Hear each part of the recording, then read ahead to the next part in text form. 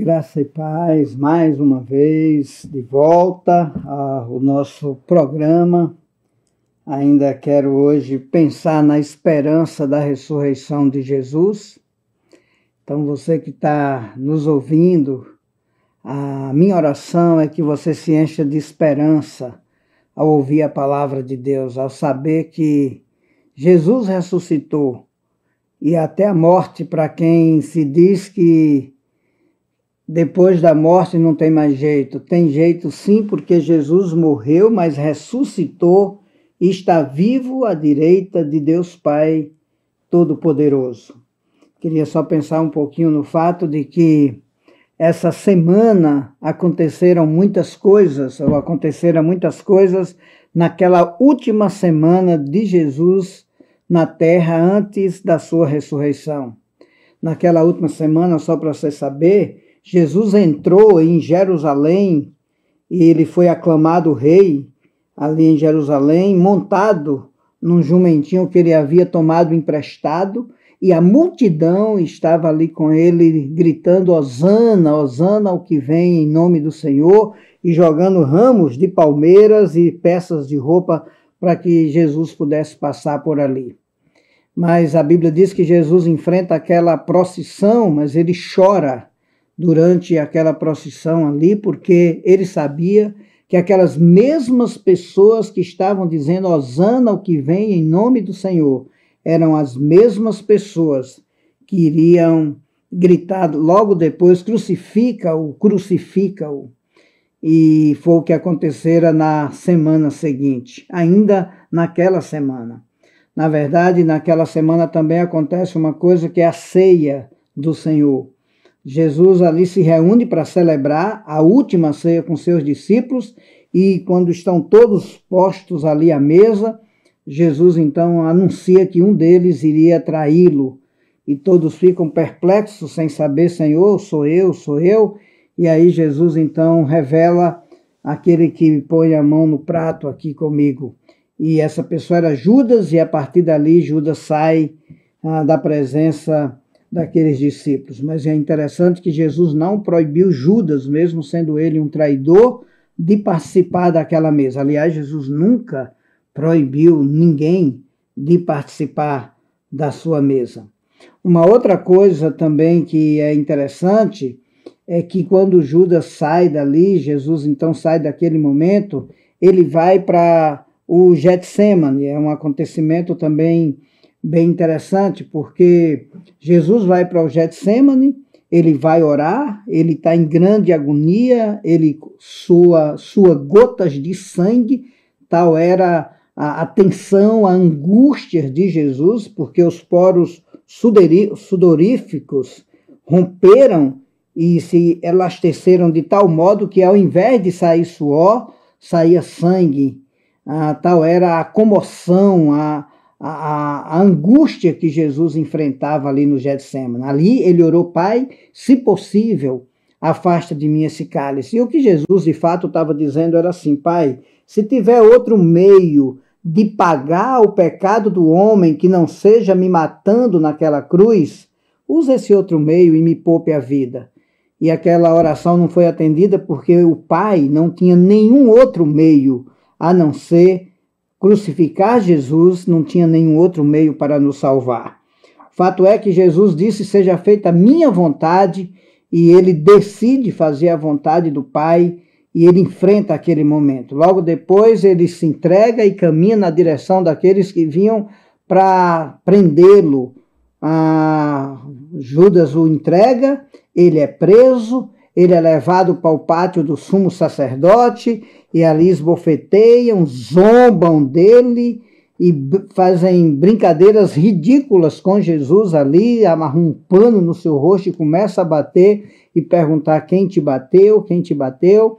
É uma semana muito difícil, é uma semana terrível para Jesus, sendo ele justo, perfeito, completamente inocente. Ali Jesus vai enfrentar agora pelo menos 6 julgamentos, de 6 a 8 julgamentos, e ele vai enfrentar esses julgamentos porque ninguém quer assumir a responsabilidade de crucificar, de condenar Jesus até que Jesus vai até Pilatos, e Pilatos o condena a ser crucificado.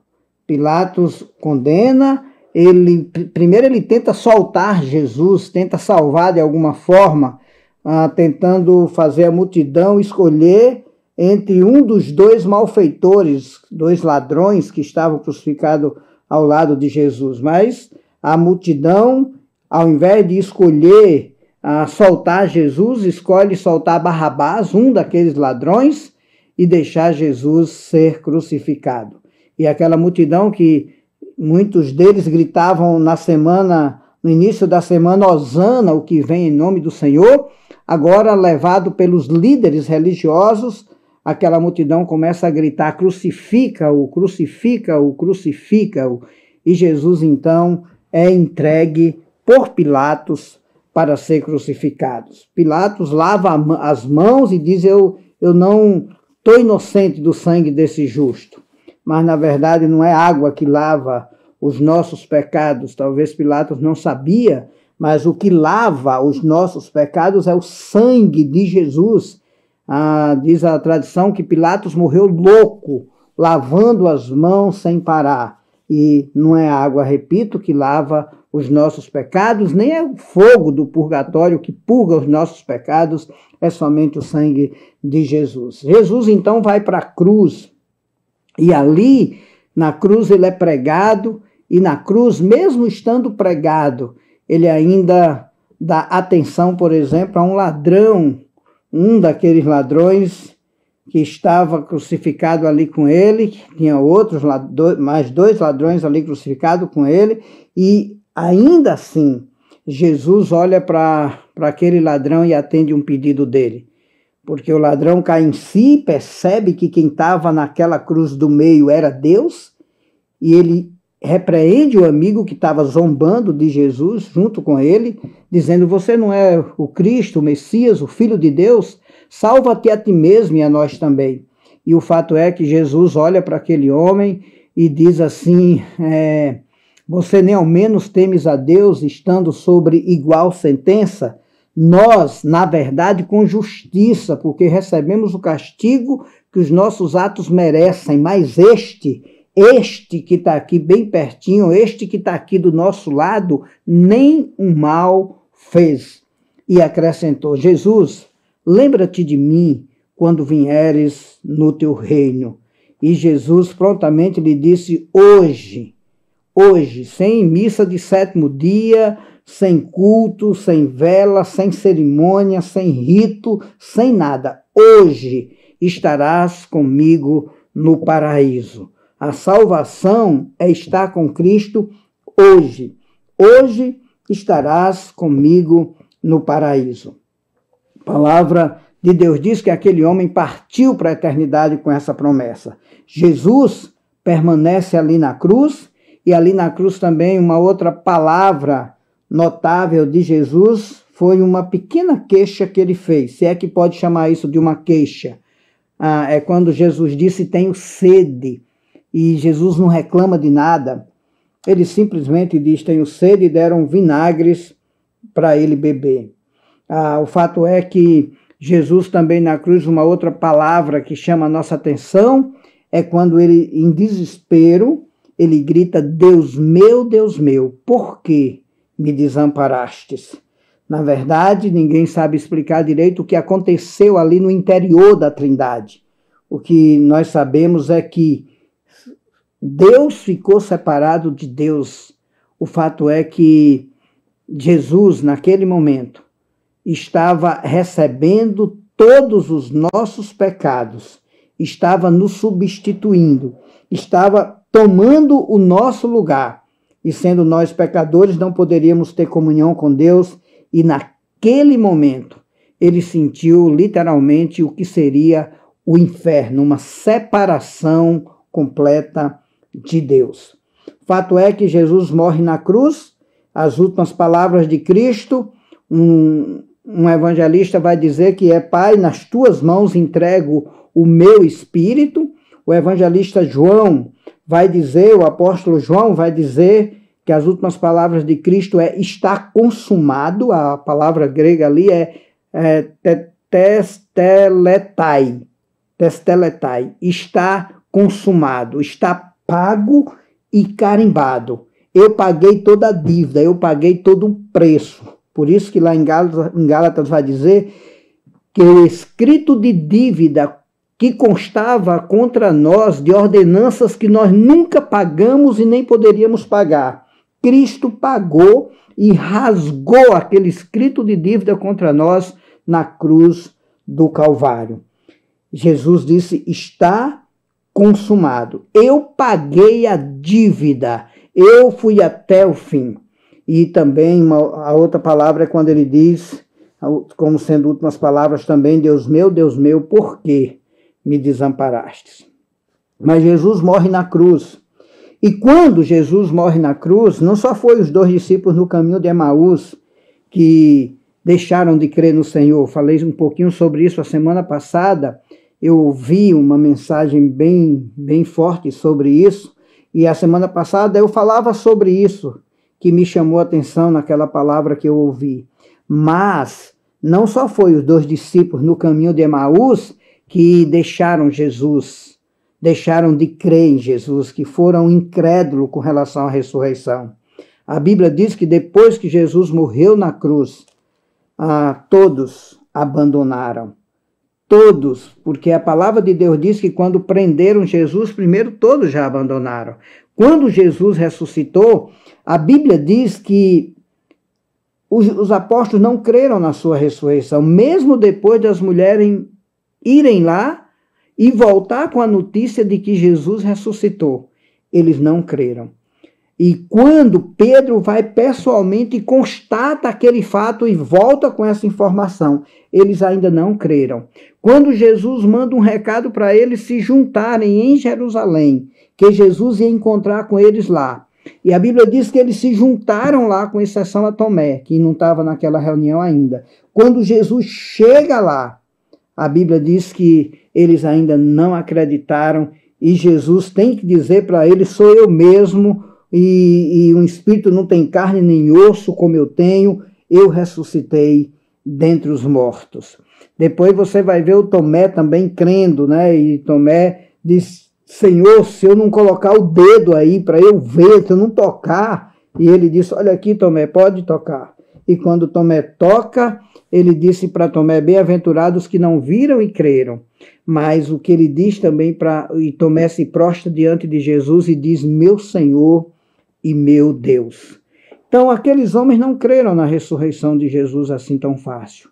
Só que depois que Jesus ressuscitou, depois que eles foram tocados por Deus e eles creram no poder da ressurreição, aqueles homens morreram pela causa do Evangelho. Aqueles homens se transformaram ou foram transformados pelo poder da ressurreição completamente.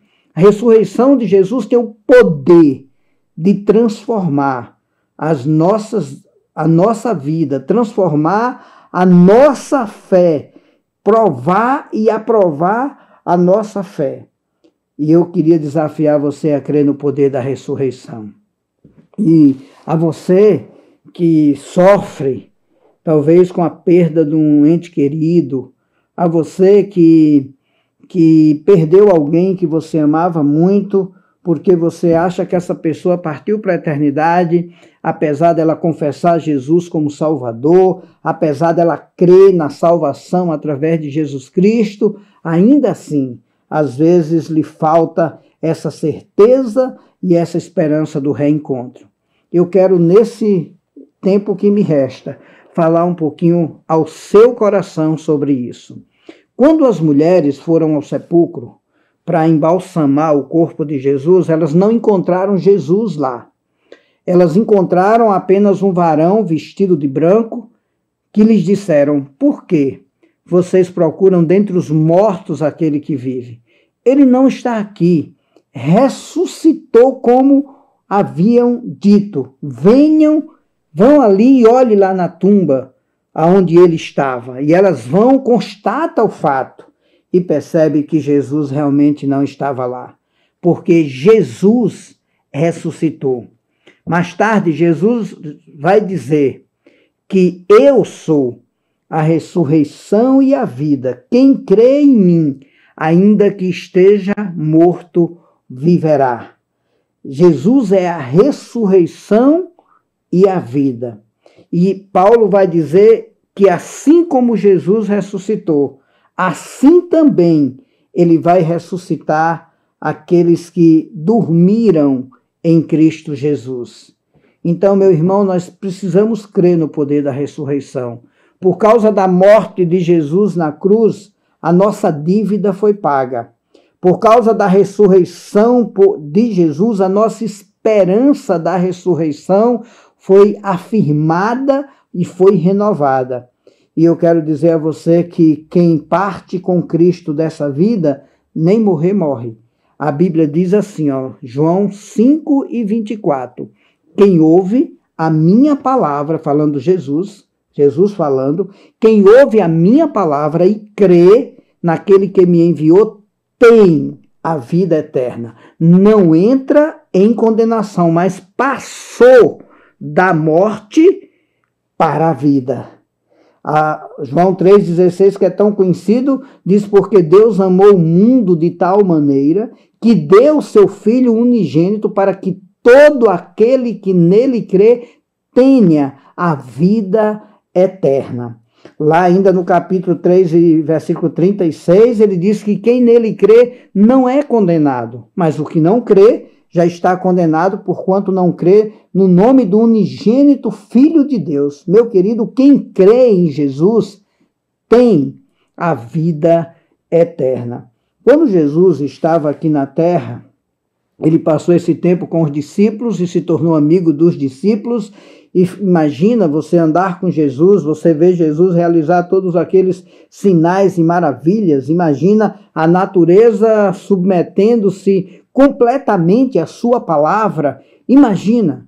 E aí o Senhor Jesus, quando esteve aqui na terra, ele com muita autoridade, com muito poder, ele demonstrou a sua divindade, ele demonstrou a presença de Deus na vida dele, ao ponto que ele se declarou Deus por várias vezes, principalmente para Filipe, quando Filipe disse: Senhor, mostra-nos o Pai, isso nos basta. E ele disse: Filipe, há tanto tempo eu estou convosco que não me tens conhecido, quem vê a mim vê o Pai. Como dizes tu, Filipe, mostra-nos o Pai? Não crês, Filipe, que eu estou no Pai e que o Pai está em mim? As palavras que eu vos digo, Filipe, não as digo por mim mesmo, mas o Pai que permanece em mim faz as suas obras. Não credes que eu estou no Pai, que o Pai está em mim? Crede ao menos por causa das mesmas obras. Jesus, o Filho de Deus, que pagou os nossos pecados e ressuscitou dentre os mortos, garante-nos a vida eterna e a nossa ressurreição. A palavra de Deus vai dizer várias vezes, o apóstolo Paulo, quando estava aqui na terra, disse: partindo daqui, estarei com o Senhor.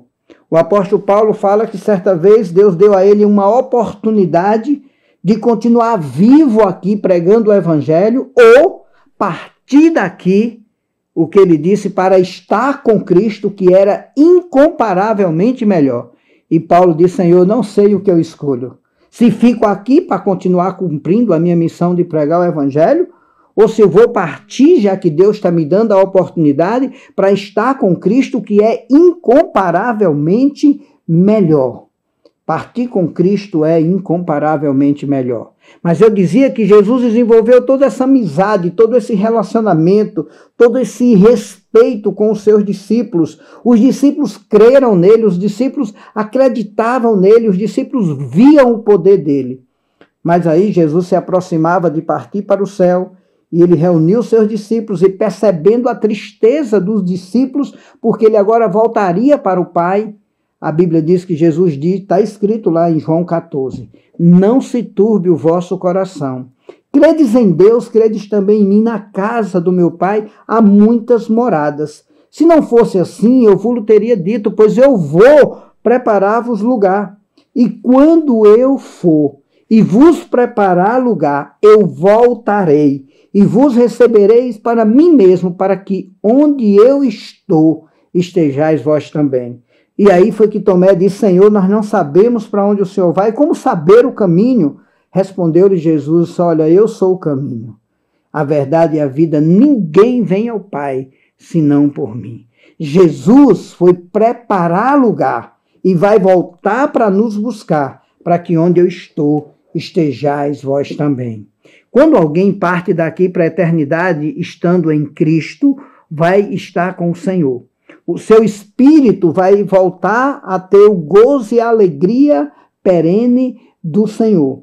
Por isso que ele disse para o ladrão, hoje estarás comigo no paraíso. Ah, mas ele era um ladrão, devia ir por purgatório. Não, não teve o purgatório. Jesus já purgou o pecado de todo aquele que crê na cruz do Calvário. Ele já pagou todos os pecados. Ele que não tinha pecado se fez pecado por nós. Ele que não tinha pecado se fez maldição do nosso lugar. O salário do pecado é a morte, e foi esse preço que Jesus, que não tinha pecado, pagou no nosso lugar. Meu querido, ele foi preparar lugar e ele voltará. Agora, lá em 1 Coríntios, no capítulo 15, versículo 51, Paulo está falando da morte. Aliás, aquele capítulo é o capítulo da ressurreição. Naquele capítulo, Paulo vai dizer que Jesus morreu e ressuscitou. Ele morreu e foi sepultado segundo as Escrituras e ressuscitou ao terceiro dia segundo as Escrituras. E ele dá argumentos acerca da ressurreição e ele chega a dizer que se Cristo não tivesse ressuscitado, era vã a nossa fé. Era falsa, não tinha nenhum sentido. O que dá sentido à nossa vida é a ressurreição de Jesus, que nos garante a nossa ressurreição. O que pagou os nossos pecados foi a morte. Mas o que mostra esse poder que nós temos da esperança da ressurreição é a ressurreição de Jesus. É interessante porque o apóstolo Paulo ainda vai dizer lá em 1 Coríntios 15, que se não fosse a ressurreição, se a nossa esperança se limitasse apenas a essa vida, nós seríamos os mais infelizes de todos os homens. Mas em 1 Coríntios 15, no versículo 53, Paulo falando da morte, diz, eis que vos digo um mistério. A morte é um mistério. Nem todos dormiremos. Dormiremos porque quem morre em Cristo não morre. Quem morre em Cristo apenas dorme para acordar no dia da ressurreição e aí viver para sempre com o Senhor, ser ressuscitado. Aí ele disse, eis que vos digo um mistério. 1 Coríntios 15, 58. Nem todos dormiremos, mas todos transformados seremos. No momento, no abrir e fechar de olhos, quer dizer, muito rapidamente, a trombeta soará e os mortos ressuscitarão incorruptíveis. E nós, que tivermos vivos, se tivermos vivos lá, seremos transformados. Porque é necessário que esse corpo corruptível se revista da incorruptibilidade, esse corpo que é mortal se revista da imortalidade. E quando esse corpo que é corruptível se revestir da incorruptibilidade, e esse corpo que é mortal se revestir da imortalidade, ele diz, então se cumprirá a palavra que foi dita, tragada, destruída foi a morte pela vitória. E aí diz, onde está, ó morte? É um cântico de desdém para com a morte. Onde está, ó morte, a tua vitória? Onde está, ó morte, o teu aguilhão? O aguilhão da morte é o pecado, e a força do pecado é a lei. Mas graças a Deus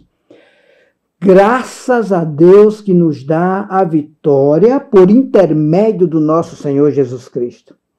Portanto, meus amados irmãos, sede firmes, inabaláveis e sempre abundantes na obra do Senhor, porque no Senhor vale a pena, no Senhor vosso trabalho não é vão. Mas olha, esse corpo vai ressuscitar. Aqueles que morreram em Cristo vão ressuscitar no último dia. Já que não li nenhum texto, já citei muitos, mas eu quero ler um texto que é em 1 Tessalonicenses capítulo 4, verso 13. Eu vou abrir, que é para dar tempo você abrir também aí a sua Bíblia, se você quiser. Ele diz aqui, ó, no capítulo 4, aliás, versículo 13. Está escrito assim, ó. Ele diz, verso 13. Eita. 1 Tessalonicenses 4 e 13. Não queremos, porém, irmãos, que sejais ignorantes com respeito aos que dormem, pois para não vos entristecerdes como os demais que não têm esperança. Pois se cremos que Jesus morreu e ressuscitou, assim também, mediante Jesus, trará em sua companhia os que dormem. Ora, ainda vos declaramos por palavra do Senhor isto, está escrito aí na sua Bíblia. Nós, os vivos, os que ficarmos até a vinda do Senhor, seremos arrebatados, ou de modo nenhum precederemos os que dormem, quer dizer, de modo nenhum iremos antes dos que já morreram em Cristo. Porquanto o Senhor mesmo, verso 16, dada a sua palavra de ordem, ouvida a voz do arcanjo e ressoada a trombeta de Deus, descerá dos céus e os mortos em Cristo ressuscitarão primeiro. Depois nós, os que ficarmos vivos até a vinda do Senhor, seremos arrebatados, está escrito aí, juntamente com eles, para o encontro do Senhor nos ares, e assim estaremos para sempre com o Senhor. Nós temos essa esperança do reencontro. Um dia nos encontraremos, queridos, e nós precisamos crer, porque a ressurreição de Jesus nos traz essa convicção e essa certeza.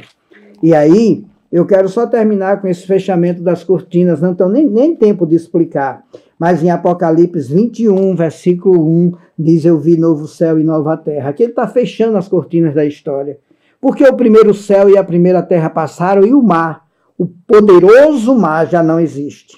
Eu vi também a cidade santa, a nova Jerusalém, que descia do céu, ataviada como noiva, adornada para o seu esposo. Então ouvi grande voz vinda do trono de Deus, dizendo: eis o tabernáculo de Deus com os homens, Deus mesmo estará com eles, e lhes enxugará dos olhos toda lágrima. E a morte, a terrível morte, morreu, ela já não existirá, já não haverá luto, nem pranto, nem dor, porque as primeiras coisas passaram. E acrescentou: escreve, João, porque essas palavras são fiéis e verdadeiras. Eu sou o alfa e o ômega, o princípio e o fim, eu a quem tem sede darei de graça da fonte da água da vida. O vencedor herdará essas coisas, eu lhe serei Deus e ele me será filho.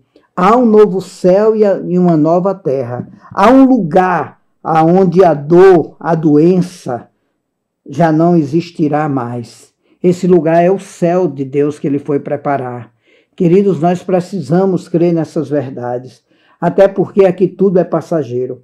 É por isso que a Bíblia diz: buscai primeiro o reino de Deus, e todas as demais coisas vos serão acrescentadas. É por isso que a palavra de Deus diz: não ameis o mundo, nem as coisas que há no mundo, porque se alguém amar o mundo, o amor do Pai não está nele. O mundo passa, e a sua concupiscência também passa, mas aquele que faz a vontade de Deus permanece eternamente. É por isso que a palavra de Deus diz: pensai nas coisas lá do alto, buscai as coisas lá do alto, buscai primeiro o reino de Deus, buscai as coisas lá dos céus. É por isso que a palavra de Deus nos recomenda nem a juntar tesouros aqui na terra, onde a traça e a ferrugem corrói, onde os ladrões minam e roubam. Mas ele diz: mas ajuntai tesouros no céu, porque aonde está o vosso tesouro, aí está o vosso coração. É por isso que a palavra de Deus nos manda prosseguir para o alvo que é Cristo, esquecendo das coisas que ficaram para trás. Prossiga para o alvo que é Jesus Cristo. Então, meu querido irmão, meu querido amigo que nos escuta, tem um céu preparado para nós. Aqui tudo passa, e passa rapidamente. Os dias da nossa vida é 70, 80 anos, mas às vezes com canseira e enfado chega a 80, alguns chegam até 100. Mas a palavra de Deus diz que tudo passa rapidamente. A vida aqui é só uma preparação para a eternidade. A nossa vida mesmo é lá, porque aqui, por causa do pecado, a nossa vida foi grandemente abreviada, cheia de lutas e de canseiras. O céu é aquele lugar onde nós vamos viver por toda a eternidade, livre da morte, da dor, da doença, livre de todas as canseiras dessa vida. Então você que crê no poder da ressurreição, aguarde com esperança e com alegria o dia que você vai reencontrar aqueles que com Cristo partiram daqui e estão com o Senhor.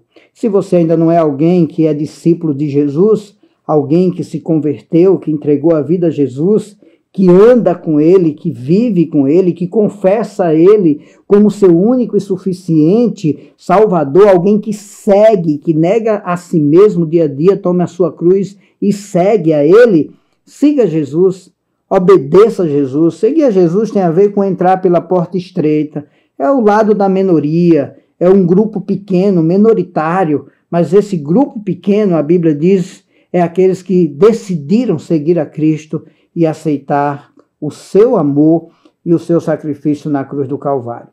Deus, obrigado pela tua palavra.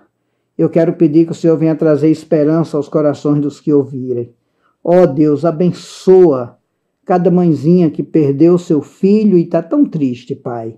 Ajuda elas a olhar e crer no poder da ressurreição e saber que a morte não é definitiva, porque Jesus ressuscitou e vai ressuscitar aqueles que estão em Cristo, Pai. O Espírito volta para Deus quando a gente dorme em Cristo, mas o corpo também vai ressuscitar para estar para sempre com o Senhor na eternidade. Receberemos um novo corpo, embora um corpo reconhecível, um corpo semelhante ao de Cristo, que era reconhecível para todos que quisessem, mas um corpo que não vai mais morrer, que não adoece mais, é um corpo livre, liberto da pena do pecado, liberto da escravidão do pecado, mas também liberto da presença do pecado. Que Deus abençoe nossos amados ouvintes, que Deus abençoe a todos que nos escutam, e uma semana abençoada para você e a sua família, em nome de Jesus. Amém.